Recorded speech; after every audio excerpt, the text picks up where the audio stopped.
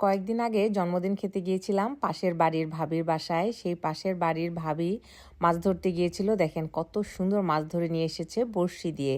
আর এই মাছগুলো এখন ফ্রাই করে খাবো। আর ভাবিকে অনেক অনেক থ্যাংক ইউ যে ভাবি এত আন্তরিক যে এত সুন্দর মাছগুলো আমাকে দিয়েছেন।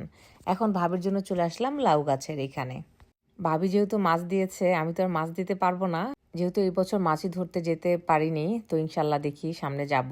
আর এই জন্য চলে আসলাম লাউ গাছের এখানে। এসে তো অবাক দেখি একটা লাউ ধরেছে।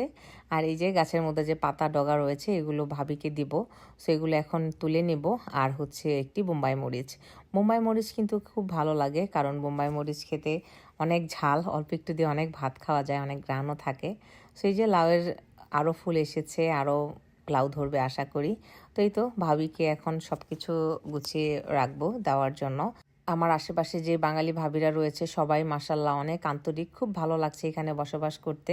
সামনে আরো বেশি বেশি আনন্দ করব, আরো ভালো লাগবে।